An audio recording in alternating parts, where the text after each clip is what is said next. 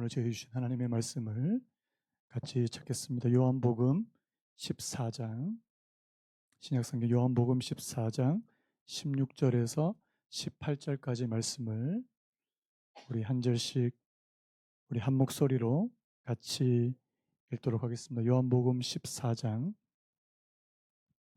16절에서 18절까지 말씀을 우리 한 절씩 교도하겠으면 좋겠습니다. 같이 읽겠습니다. 우리 합독하겠으면 좋겠습니다. 같이 읽겠습니다. 내가 아버지께 구하겠으니 그가 또 다른 보혜사를 너에게 주사 영원토록 너희와 함께 있게 하리니 그는 진리의 영이라 세상은 능히 그를 받지 못하나니 이는 그를 보지도 못하고 알지도 못함이라. 그러나 너희는 그를 아나니 그는 너희와 함께 거하시며 또 너희 속에 계시겠습니다. 내가 너희를 고아와 같이 버려두지 아니하고 너희에게로 오리라. 아멘. 오늘 말씀의 제목을 한번 따라 보시겠습니까? 우리를 도우시는 성령. 한번 더요. 우리를 도우시는 성령. 오늘 우리 성령 강림 주일인데요. 우리 교회력에서 이 성탄절, 부활절, 추수감사절은 굉장히 좀 성대하게 그렇게 기념하고 또 축하하고 그렇게 예배를 드리는데 거기에 비해서 성령 강림 주일은 그렇게 크게 주목을 받지 못하는 것 같습니다. 여러분 사실 성령 강림 주일은 굉장히 중요한 의미를 또 가지고 있거든요. 여러분 성령 강림 주일은 예수님이 부활하신 후 50일 되는 날, 우리가 부활주일 지냈지만요. 부활절 지나고 51일 되는 그 오순절에 하나님께서 그 마가의 다락방에 있는 120명의 제자들에게 성령을 부어주신 그 사건을 기념하는 주일입니다. 이 성령 강림 주일이 교회 역사에 굉장히 중요하다는 거 여러분 혹시 아십니까? 왜 이 교회 역사에 이 성령 강림 주일이 중요하냐니까 성령 강림 사건으로 말미암아 진정한 의미의 교회가 탄생되었기 때문입니다. 여러분 그 사도행전 2장에 보시면 이 성령의 오순절 성령 강림 사건이 나오지 않습니까? 뭐 막 불과 같이 막 불에 혀가 갈라지는 것처럼 그 제자들에게 성령이 임하게 되시고 120명이 다 성령의 충만함을 받고 이 성령께서 하시는 말에 따라서 이렇게 말하게 될 때 사람들이 정말 놀랐습니다. 그때 베드로가 일어나서 많은 사람들 앞에서 이제 설교하게 되는데요. 여러분 그 베드로의 설교를 듣고 그날에만 3,000명이 주님 앞으로 돌아오는, 여러분 이건 성령의 역사인 줄로 믿습니다. 3,000명이 주님 앞에 회개하고 돌아와서 세례를 받게 되는, 여러분 그러면서 이제 진정한 의미의 교회가 탄생하게 되는, 그러면서 여러분 그 사도행전 2장에 보면 이 갓 태어난 성령으로 태어난 이 교회의 모습을 이렇게 기록하는 것을 볼 수 있습니다. 우리 42절을 우리 같이 한번 읽어봤으면 좋겠는데요. 사도행전 2장 42절 우리 같이 한번 읽겠습니다. 시작. 그들이 사도의 가르침을 받아 서로 교제하고 떡을 떼며 오로지 기도하기를 힘쓰니라. 저는 이 말씀이 굉장히 중요하다고 생각해요. 왜 그러냐니까 이 말씀은 교회가 어떤 곳인지, 교회의 정체성이 뭔지를 저희들에게 너무나도 분명하게 가르쳐 주시는 이 짧은 구절이 되기 때문입니다. 여러분 성령이 그들에게 임하셨습니다. 그러니까 그들이 뭐 했다고요?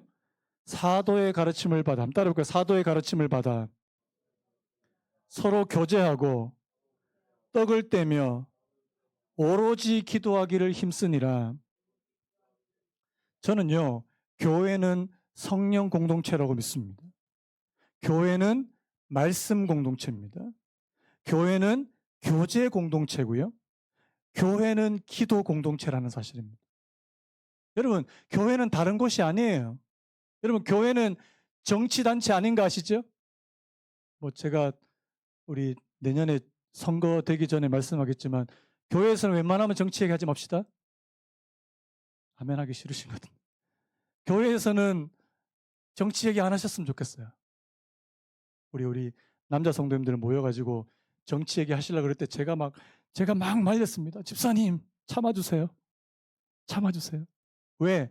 우리는 이곳에 정치 이야기하기 위해서 모인 것이 아니기 때문에. 여러분 교회는요 성령 공동체입니다. 하나님의 성령이 임하셔야지 비로소 교회라고 불릴 수 있다는 사실입니다. 교회는 하나님의 말씀이 선포되는 곳입니다. 말씀이 가르쳐지고 말씀이 전달되는 곳이 교회인 줄로 믿습니다. 그리고 서로 교제하고 서로 떡을 떼고 교제하는 공동체, 그리고 오로지 기도하는 공동체. 저는 이 구절을 따라서 우리 교회를 한번 점검해 봤으면 좋겠다는 생각이 들어요. 여러분, 우리 교회는 이 기준에 맞습니까? 아니면 한참 모자랍니까? 여러분, 오늘 저와 여러분들이 사모해야 되고 우리 교회가 사모해야 될 것은 바로 하나님의 성령의 역사라는 사실이에요. 왜? 성령이 역사하실 때 교회는 비로소 제 기능을 발휘하기 시작하기 때문이라는 사실입니다. 여러분, 성령이 교회뿐만 아니고요. 오늘 저와 여러분들 개인의 삶에도 굉장히 중요합니다. 왜요? 예수님의 제자들을 보면 알 수 있어요. 예수님의 제자들을 보면 이 성령께서 오신 사건이 얼마나 중요하다는 것을 알 수 있는데요. 여러분, 예수님의 제자들의 삶은 성령이 오시기 전, 보통 우리 역사를 나눌 때 BC와 AD를 나누는 것처럼 이 제자들의 삶은 성령이 오시기 전과 오시기 후로 나눌 수 있다는 사실입니다. 여러분, 성경 한번 보시면 제자들이 예수님, 육신을 입으신 예수님과 함께 계셨을 때는 제자들이 어땠어요? 그들이 믿음이 굉장히 좋았습니까? 아니면 그들이 정말 담대함이 있었습니까? 보니까요, 이 성령이 오시기 전에 항상 두려움이 많아요. 그래서 이 배를 타고 가는데 예수님이 옆에 있음에도 배가 막 풍랑에 막 하니까 이 제자들이 막 사색이 돼가지고 얼굴이 사색이 돼가지고 예수님을 막 깨우게 된, 항상 이 두려움이 많고, 그리고 믿음도 연약하고, 그리고 나중에 보면 의심도 굉장히 많습니다. 급기야 나중에 예수님이 잡혀가시니까 제자들이 어떻게 했어요? 다 도망갔습니다. 예수님을 멀찍이 떨어서 그렇게 따라간 베드로도 있지만요. 여러분, 베드로가 원래 예수님이 잡히시기 전에 뭐라고 얘기했습니까? 마태복음 26장 33절에 보니까 모두 주를 버릴지라도, 한번 따라해볼까요? 모두 주를 버릴지라도 나는 결코 버리지 않겠나이다. 여러분, 이 결코라는 말을 잘 쓰면 안 됩니다. 절대로, 여러분, 절대로, 결코 이런 말 감당하실 수 있겠습니까? 여러분, 베드로가요, 다른 사람들은 다 주를 버리겠지만 나는 절대로 예수님을 버리지 않을 겁니다. 얼마나 큰 소리를 쳤는지 몰라요. 큰 소리 치시는 분들 자기 말 책임지실 수 있습니까? 베드로가 자기 말을 책임질 능력이 없었다는 사실. 주님께서 이미 알고 계세요. 얘가 나를 3번이나 부인할 거라는 것을 알고 계십니다. 그래서 여러분, 오늘 저와 여러분들은 우리 입으로 뱉은 말조차도 우리가 제대로 지킬 능력이 없다는 사실이에요. 그런데 이런 제자들이 얼마 지나지 않았어요. 채 얼마 지나지 않아서 엄청난 믿음과 능력의 사람으로 이렇게 바뀌게 됩니다. 사도행전 4장 19절 20절 이렇게 됐죠. 베드로와 요한이 대답하여 이르되 하나님 앞에서 너희의 말을 듣는 것이 하나님의 말씀을 듣는 것보다 옳은가 판단하라. 이게 누구 앞에서 얘기하냐니까요. 예수님을 신문하고 예수님을 잡아갔던 유대의 공회 앞에서 지금 누가 이렇게 이야기하냐니까 베드로와 요한이 이야기하고 있습니다. 얼마 전까지만 해도요, 도망갔다니까요. 무서워서, 잡히면 죽으니까 무서워서 도망갔던 이 베드로와 요한이 이제 그 앞에서 이렇게 담대하게 해요. 뭐라고 이야기하냐니까 우리는 보고 들은 것을 말하지 아니할 수 없다, 이렇게 이야기합니다.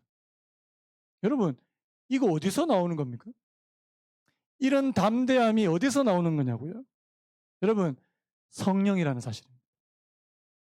오늘 저와 여러분들이 우리가 믿음 생활하고 신앙 생활을 하는데 제대로 안 되는 부분 있잖아요. 있는 분만 아멘 하시죠. 하나님의 말씀대로 온전히 순종하시는 분 아멘 안 하셔도 돼요. 있는 분만 아멘. 나 여전히 연약하고 부족한 부분이 많다. 아멘. 아멘이죠? 저도 아멘이에요. 자, 그것을 가능하게 만드시는 분은 성령 하나님이신 줄로 믿습니다. 자, 오늘 저와 여러분들은 이 성령에 대해서 얼마나 관심을 갖고 계십니까? 나는 그냥 교회에 그냥 출석 잘하고 하는 일 그냥 무탈하게 그냥 잘 되고 크게 문제 없으면 나는 그것으로 만족해. 성령님 몰라도 돼라고 생각하시면 그것은 잘못된 생각이라는 사실입니다. 여러분, 오늘 저와 여러분들의 신앙생활은 하나님의 성령의 도우심이 없이는 잘 이루어지지 않는다는 사실을 믿으시기 바랍니다. 오늘 제가 이제 성령 강림 주일이니까요. 성령님이 어떤 분이신가에 대해서 좀 간략하게 먼저 좀 말씀을 드리고 싶은데요. 여러분, 성령은 어떤 분이세요? 그리고 성령은 어떤 일 하시는 분이십니까? 우리가 가장 먼저 말씀드리고 싶은 건 여러분, 성령은 하나님이십니까? 아니십니까? 우리가 보통 하늘에 계신 아버지여, 한번 따라해보세요. 하늘에 계신 아버지여. 자, 성령 하나님이에요? 아니에요? 하나님입니다. 하나님으로 느껴져요. 근데 보통 성령님, 성령 그러면은 하나님이 아니신가? 저는 어느 기도원이나 이런 데 가면 거기 막 부흥사 되시는 목사님들이 성령에 대해서 함부로 좀 이렇게 너무 무례하게 이야기하는 걸 제가 들어본 적이 있어요. 어떻게 하는지 아십니까? 성령 받아라. 성령 받아라. 이거 맞을까요? 안 맞을까요? 제가 이따 이야기했죠. 여러분, 성령은 하나님이시고 인격적인 분이십니다. 자, 누가 저보고 한정훈 받아라. 한정훈 받아라. 괜찮으세요? 제가 안 괜찮아요. 제가 안 괜찮아요.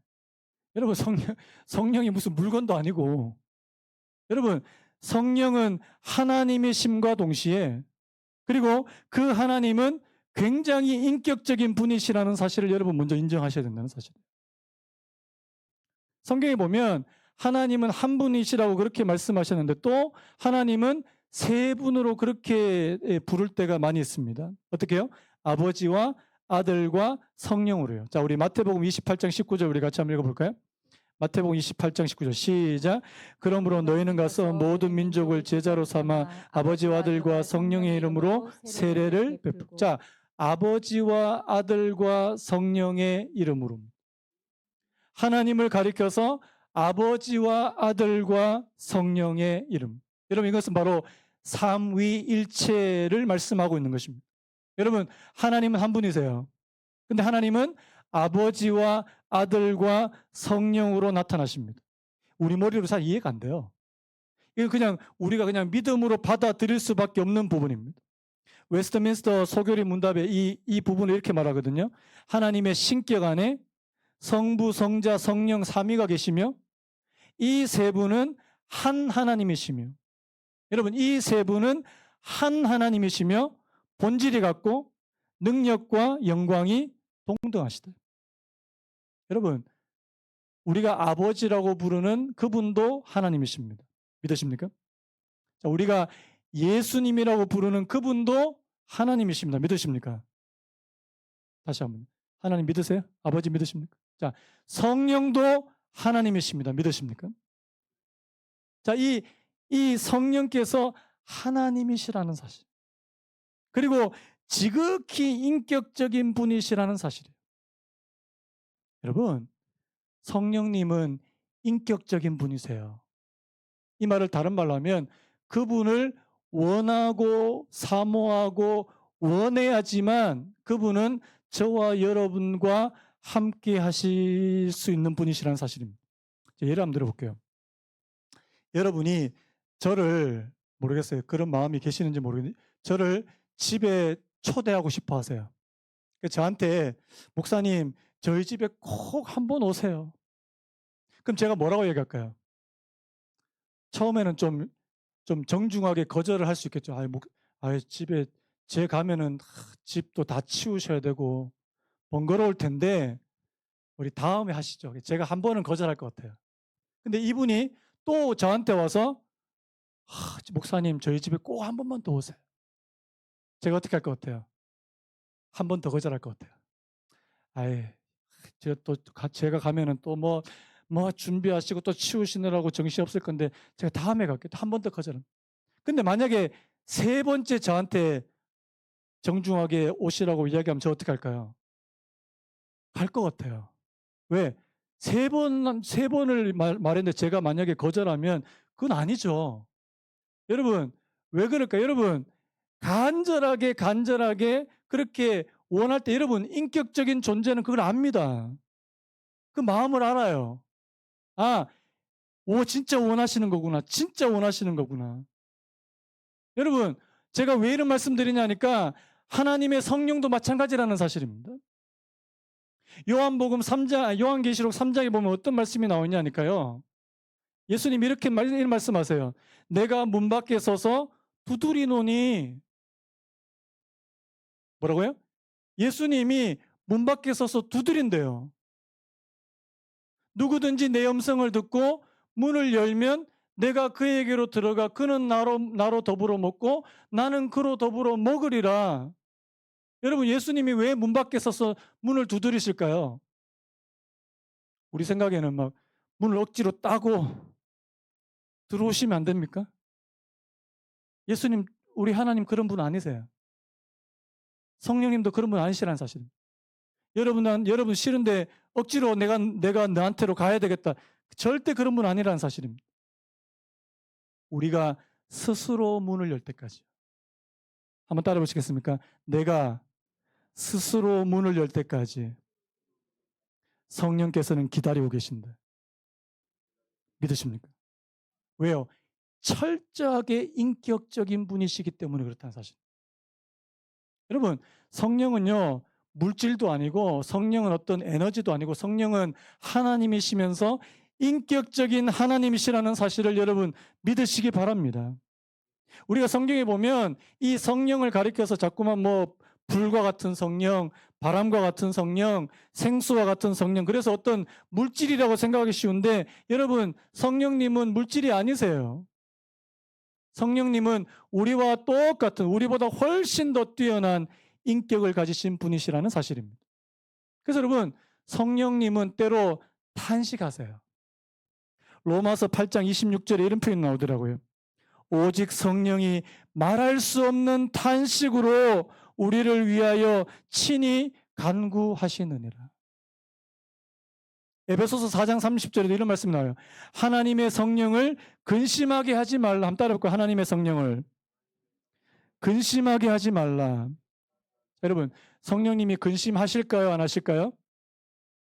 자, 여러분들 속에 계시는 성령께서 근심해요? 안 해요? 여러분들이 하나님의 뜻대로 잘 살면 근심할 이유가 없습니다. 하지만 여러분들이 하나님의 뜻대로 살지 않고 잘못된 길로 가면 여기 우리 안에 계시는 성령님이 근심하실까요? 안 하실까요? 하신다는 사실입니다. 여러분 우리 안에 성령께서 탄식이나 근심하지 않게 하시기를 축복합니다. 그래서 여러분 예수 믿는 사람이 자꾸 마음이 막 불편하고요. 여러분들 안에 계속 마음이 불편한 그거는 여러분 아닌 거예요. 여러분들의 양심도 신앙 양심도 아니라고 말하고 여러분들 안에 성령님도 아니라고 말씀하시는 겁니다. 마음이 불편한데도 자꾸만 그 길로 가려 그래. 싫어하십니다.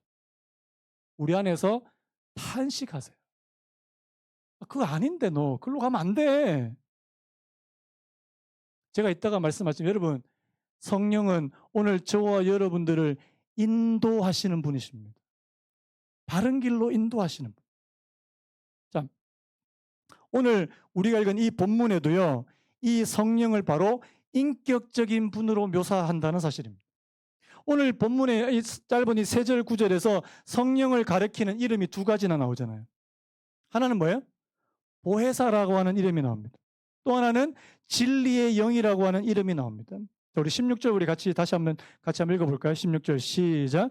내가 아버지께 구하겠으니 그가 또 다른 보혜사를 너희에게 주사 영원토록 너희와 함께 있게 하리니. 자, 이 말씀을 좀 이해하기 위해서는요. 요한복음 14장부터 지금 15, 16, 17장까지 무려 4장에 걸쳐서 주님께서 십자가를 지시기 전에 제자들에게 굉장히 많은 말씀들을 하십니다. 다른 복음서에는 없는 내용이에요. 오직 요한복음에만 나오는 이 긴 말씀을 우리가 보통 다락방 강화라고 그렇게 부릅니다. 14장부터 17장까지. 근데 이 14장 앞부분에서 지금 주님께서 뭐라고 말씀하시냐니까 3년 동안 제자들과 함께 계셨던 그 예수님이 이제 제자들을 떠나가신다고 말씀하는 거예요. 여러분 한번 생각해 보세요. 여러분 3년 동안 예수님하고 같이 동거동락했습니다. 그런데 그 예수님이 떠나가신대요. 자, 제자들의 마음이 어떨까요? 근심이, 걱정이 이만저만이 아닌 거예요. 왜요? 이때까지 예수님과 함께 있었던 제자들 어땠습니까? 자, 배고플 때 주님이 어떻게 하셨죠? 오병이어의 기적을. 그 갈릴리 바다에서 풍랑이 쳤을 때 예수님 어떻게 하셨죠? 그 풍랑을 잠잠케 하신. 여러분, 예수님과 함께 하셨을 때 제자들은 걱정이 별로 없었으니까 그러니까 안전했는데 지금 그 예수님이 떠나가신대요. 요한복음 13장 36절 제가 한번 읽어볼게요. 시몬 베드로가 이르되 주여 어디로 가시나이까? 예수께서 대답하시되 내가 가는 곳에 내가 지금은 따라올 수 없으나 후에는 따라오리라. 이거 지금 예수님 십자가 길을 말씀하는 거거든요. 예수님이 지금 십자가 길로 떠나가시려고 할 때 이 제자들의 마음은 굉장히 두렵고 근심에 쌓여 있는 상태입니다. 그때 오늘 이 말씀을 주시는 거예요. 내가 아버지께 구하겠으니 그가 또 다른 보혜사를 너희에게 주사. 자, 오늘 성령을 가리켜서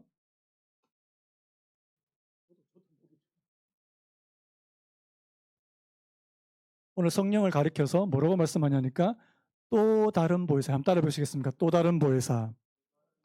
자, 또 다른 보혜사라는 말은 무슨 뜻이에요? 원래 보혜사가 있었다는 말입니다.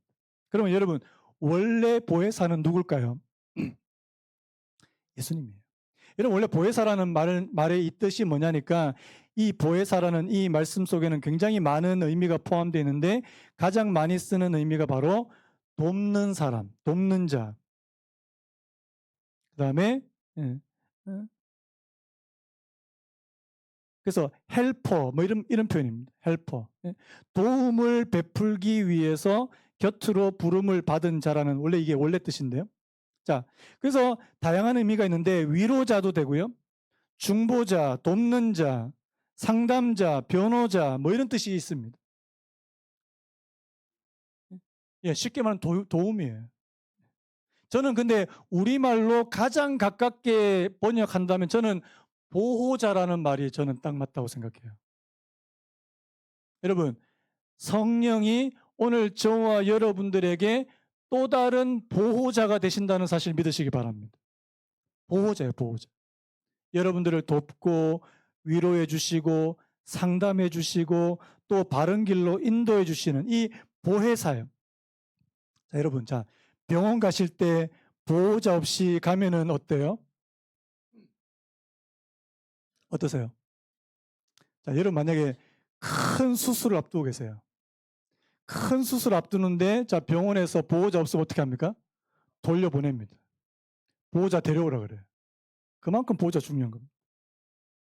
여러분, 우리 인생은 보호자가 있는 인생이 있고 보호자가 없는 인생이 있다고 저는 믿습니다. 여러분, 보호자가 없다는 사실은요, 그만큼 두려워할 일이 많다는 사실이에요. 이 보호자의 사랑과 돌봄을 받지 못하는 인생이라는 사실입니다. 저는요, 하나님이, 성령님이 오늘 저와 여러분들의 보호자가 되시기를 예수님의 이름으로 축복합니다. 자, 여러분들에게, 자, 옆에 돕는 분이 보호자가 있는 것이 여러분들에게 복이라고 생각되시는 분만 아멘 하시죠? 진짜 맞습니까? 자, 성령님이 여러분 보호자 되신대요. 이걸 제가 다른 말로 표현해 볼게요. 자, 시편 23편 여러분 너무 잘 아시는 말씀이에요. 저를 한번 따라 보시기 바랍니다. 여호와는 나의 목자시니 내가 부족함이 없으리로다. 여러분, 보혜사, 보호자, 오늘 여기 나오는 목자는 다 똑같은 의미라고 생각하시면 됩니다. 왜요?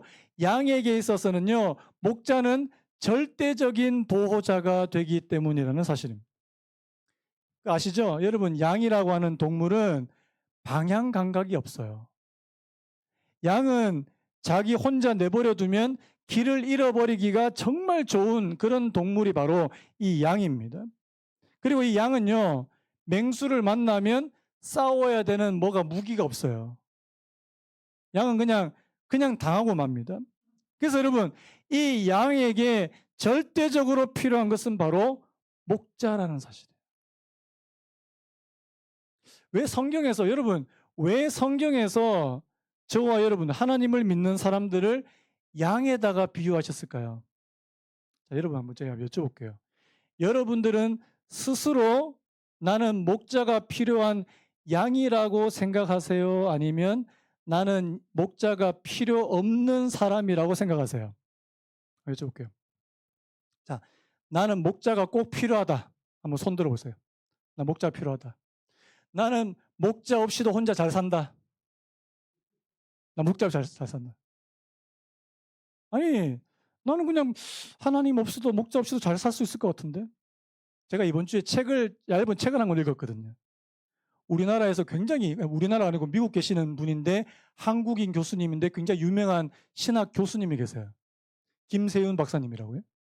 이분이 짧은 책을 쓰셨는데 굉장히 좀 통찰력 있는 말을 하셨어요. 뭐냐니까 창세기 3장에 나와 있는 아담과 하와가 선악과를 먹는 사건. 그 죄라 그랬는데 그 죄를 한마디로 이분이 뭐라고 정했냐니까 죄는 하나님에 대한 독립선언이다. 한번 따라 보시겠습니까? 죄는 하나님을 향한 독립선언이다. 이게 무슨 말이에요? 하나님을 향한 독립선언이란 말은 뭐냐니까요. 하나님 없이도 잘 살 수 있다는 겁니다. 하나님 없이도. 자, 여러분. 아담과 하와가 선악과를 따먹고 나서 그 뱀이 하는 말이 네가 이것을 먹으면 하나님과 같이 될 거래요. 하나님과 같이 된대요. 이 말은 하나님이 더 이상 필요하지 않는 존재예요. 하나님 없이도 잘 살 수 있다라고 그렇게 이야기하는. 여러분 사실은 그렇지 않습니다. 그런데 스스로 하나님 없이도 잘 살 수 있다고 믿게 만드는 거. 이게 죄라는 겁니다. 저는 그 말에 굉장히 동의했습니다. 여러분, 오늘 저와 여러분들은 목자 없이 잘 살 수 없는 존재라는 사실을 인지하셔야 돼요.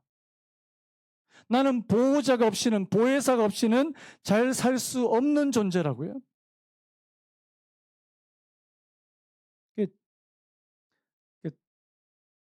애들을 키워보면 어렸을 때는 부모에 대해서 굉장히 의존하고 절대적으로 좀 의존하잖아요.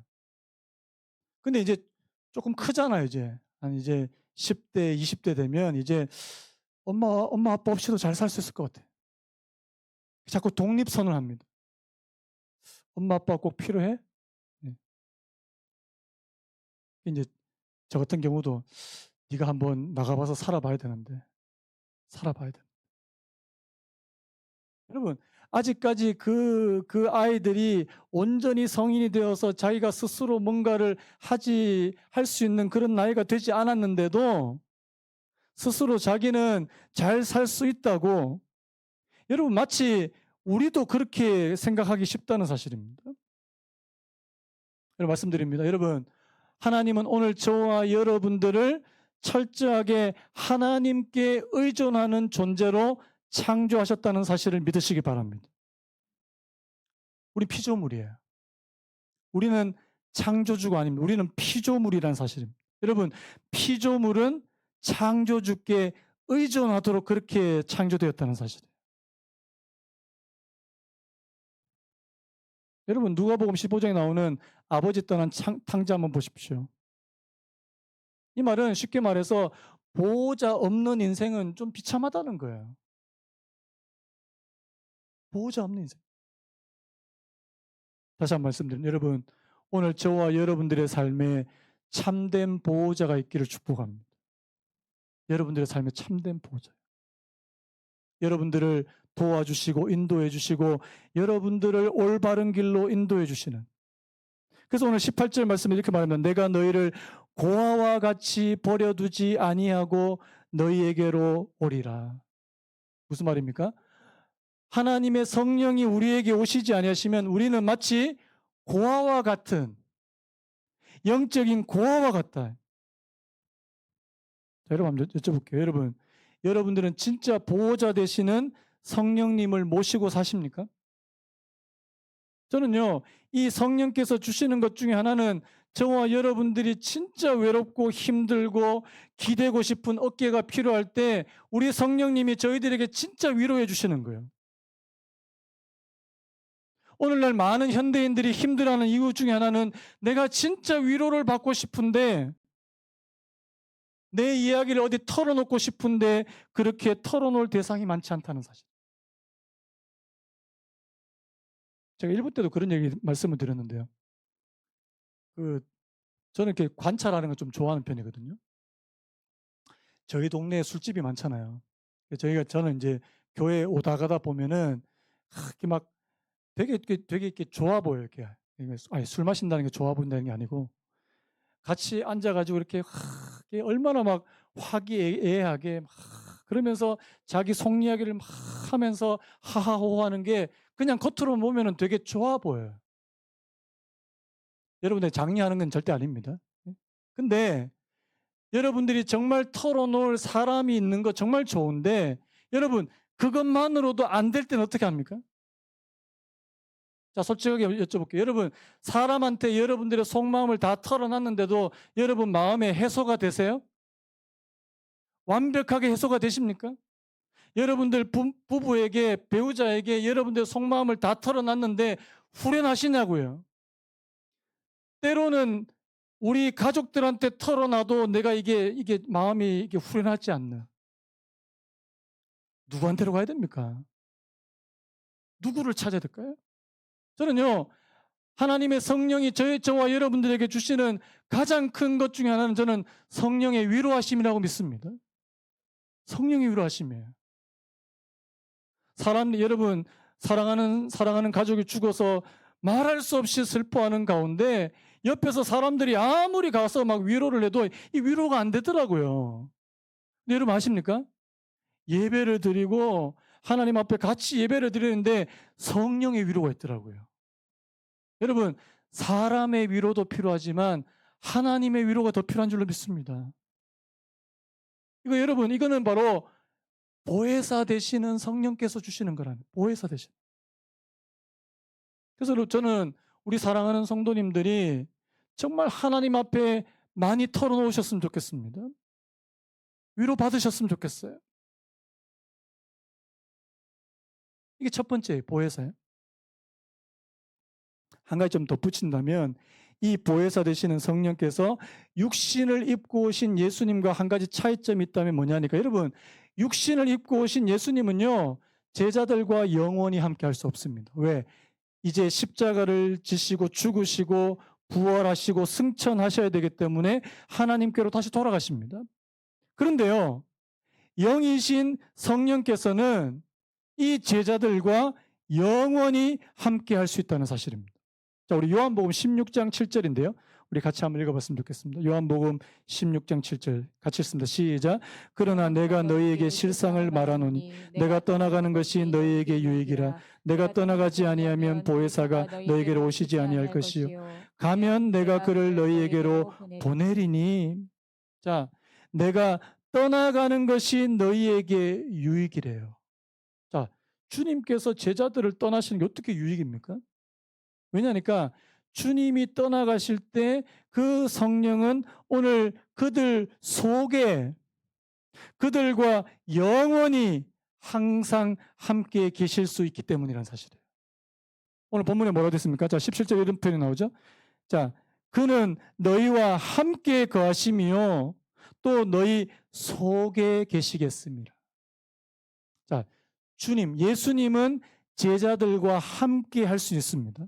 하지만 제자들 속에 계실 수는 없어요. 하지만 성령 하나님은 제자들 속에도 계실 수 있습니다. 자, 성령께서 여러분들 안에 거하시길 축복합니다. 우리 안에요. 우리 안에. 자, 이게 첫 번째, 이게 보혜사라는 의미고요. 그 다음 두 번째, 성령의 두 번째 이름은 바로 진리의 영이십니다. 17절에 보니까 그는 진리의 영이라 세상은 능히 그를 받지 못하나니 이는 그를 보지도 못하고 알지도 못함이라. 그러나 너희는 그를 아나니 그는 너희와 함께 거하시며 또 너희 속에 계시겠습니다. 자, 그 뒤에 보면, 자, 14장 26절에 보면 또 이런 표현이 나옵니다. 보혜사 곧 아버지께서 내 이름으로 보내실 성령 그가 너희에게 모든 것을 가르치시고, 한번 따라해볼까요? 모든 것을 가르치시고 내가 너희에게 말한 모든 것을 생각나게 하리라. 여러분, 성령님은 진리의 영이십니다. 자, 진리의 영이시란 말은 하나님의 말씀을 깨닫게 해주시는 영이에요. 하나님의 말씀을 생각나게 하시는 영이 바로 성령님이시라는 사실입니다. 자, 여러분 축복합니다.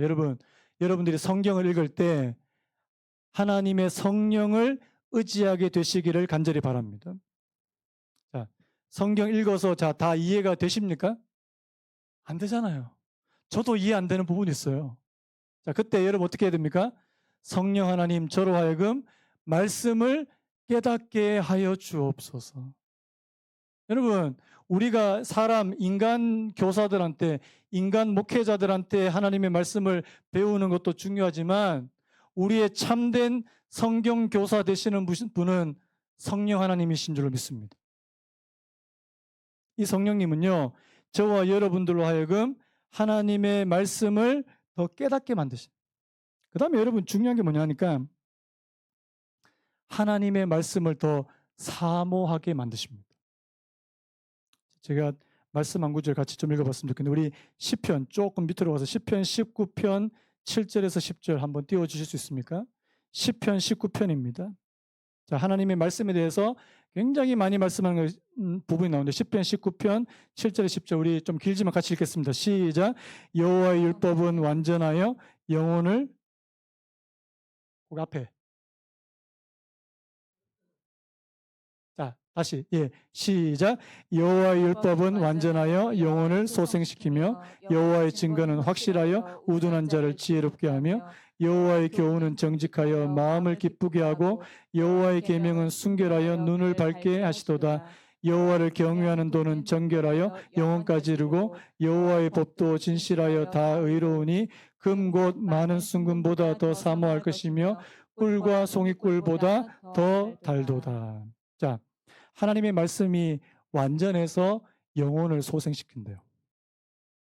하나님의 증거는 확실해서 우둔한 자를 지혜롭게 한대요. 여호와의 교훈은 정직해서 마음을 기쁘게 하고요. 여호와의 계명은 순결하여 눈을 밝게 한답니다. 여러분 여기 나오는 거 다 하나님의 말씀이에요. 여러분 하나님의 말씀이 여러분들을 지혜롭게 할 겁니다.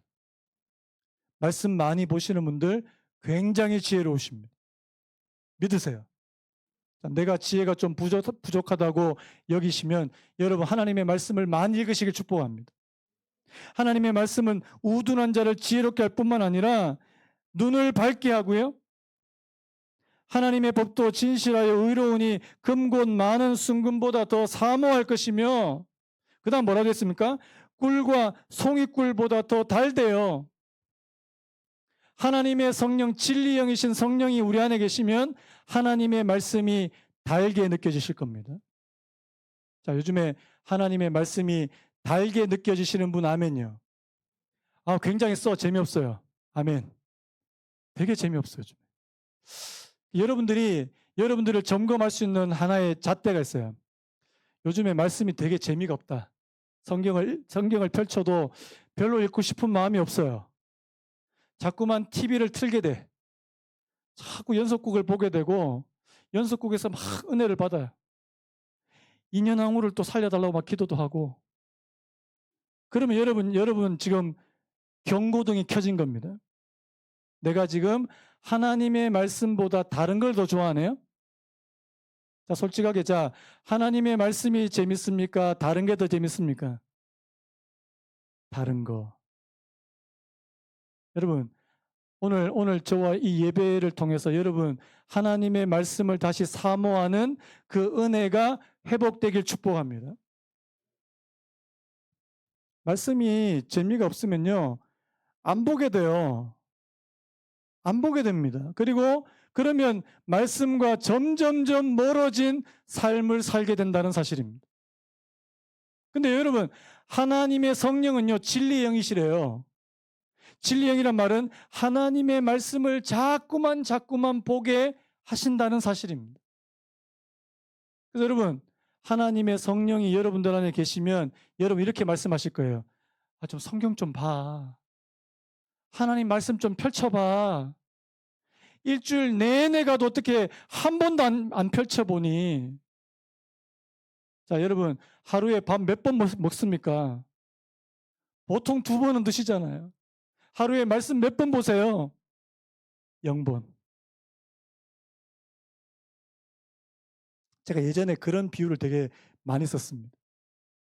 어느 요즘에 뷔페집 가면 되게 맛있는 게 많잖아요.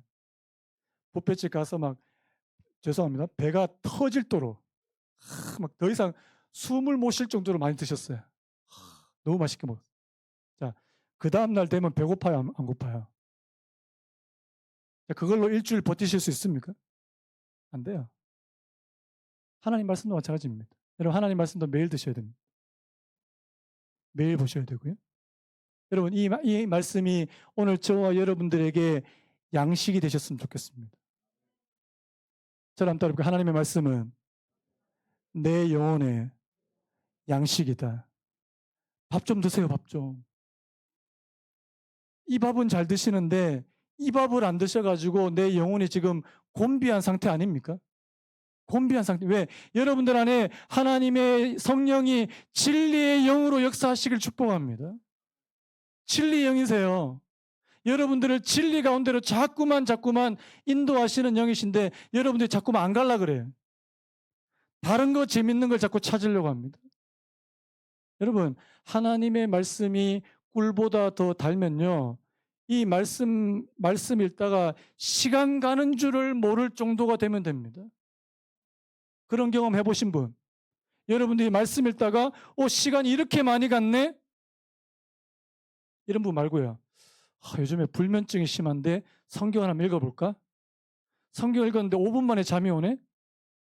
그거 아니에요. 여러분, 성경은 수면제가 아니라 성경은 송이꿀입니다. 그래서 여러분, 오늘 저와 여러분들에게 하나님의 말씀이 좀 달게 느껴지는, 애들 성경 프로그램 이름이요, 허니비래요. 허니비가 뭔지 아십니까? 꿀벌이란 뜻입니다. 꿀벌. 왜 꿀벌이라고 정했을까요? 하나님의 말씀이 꿀보다 더 달다고 말씀하셨으니까 그래서 허니비라고 졌더라고요. 저는 우리 사랑하는 성도님뿐만 아니라 우리 아이들도 하나님의 말씀이 정말 재미있어서 그 말씀을 깨닫게 해주시고, 우리 아까 불렀던 찬송가 중에 이런, 찬송가 453장에 이런 가사가 있더라고요. 성령이 스승되셔서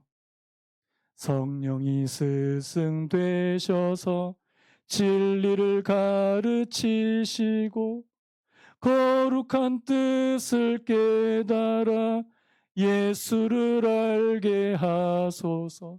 하나님의 성령이 오늘 저와 여러분의 스승 되시길 축복합니다. 여러분들을 가르쳐 주시기를 축복해요. 빛을 비추어 주시길 축복합니다. 그때 여러분들이 밝아지는 거 아니겠습니까? 하나님의 뜻을 알고, 여러분, 하나님의 뜻을 알고 싶으시면요, 성경을 펼치시기 바랍니다. 자꾸 기도원 찾아가지 마시고요. 이상하게 막 요즘 그리스도인들이 점집을 그렇게 많이 간대요. 점집에서 막, 권사님 오셨어, 뭐 이렇게 얘기하는. 아니, 그 답답한 마음은 알겠지만 여러분, 하나님의 말씀을 제쳐두고 어디 가시냐고요. 하나님의 뜻을 알고 싶으십니까? 성경을 먼저 펼치시기 바랍니다. 내게 하나님의 뜻을 가르쳐 주시옵소서. 그런 마음으로 성경을 읽어보시길 축복합니다. 하나님의 성령이 우리에게 진짜 가르쳐 주실 거라는 사실. 말씀 좀 정리하고 싶은데요. 여러분, 성령은 우리 보호자세요. 목자세요. 그분을 떠나서 살 수 없는 것처럼. 그리고 성령은 우리로 하여금 진리로 인도하시는 분이신 것을 믿습니다. 오늘 이 두 가지, 이 성령을 저와 여러분들이 사모하게 되시기를 축복합니다. 여러분, 아까 말씀드렸죠. 저도요. 그분은 사모해야 오십니다. 사모하지 않으면 안 오세요. 인격적인 분이세요. 너희가 나를 간절히 찾으면 간절히 찾는 자가 나를 만나게 될 것이라고 말씀하셨습니다. 오늘 저와 여러분들이 성령 하나님을 사모하는 교회, 성령 하나님을 사모하는 우리 사랑하는 그레이스 교회 성도님 되시기를 예수님의 이름으로 축복합니다. 우리 다 같이 한번 일어나시겠습니까? 우리 찬양 한번 힘차게 한번 부르시고 성령에 임하소서. 뒤에 불 좀 꺼주시고요. 우리 이 시간에 같이 한번 기도했으면 좋겠습니다. 성령이 임하소서. 메마른 나의 심령 위에 주님의 은혜의 담비 내려 날 흠뻑 적셔 주옵소서. 하나님 보혜사 되시는 성령, 진리 영이신 성령께서 나를 흠뻑 적셔 주옵소서. 주의 권세, 주의 능력 지금 이 시간 임하셔서 악한 권세 깨뜨려 주님 나라 임하소서. 우리 찬양했습니다. 박수 치시면 찬양했습니다. 성령이여 임하소서.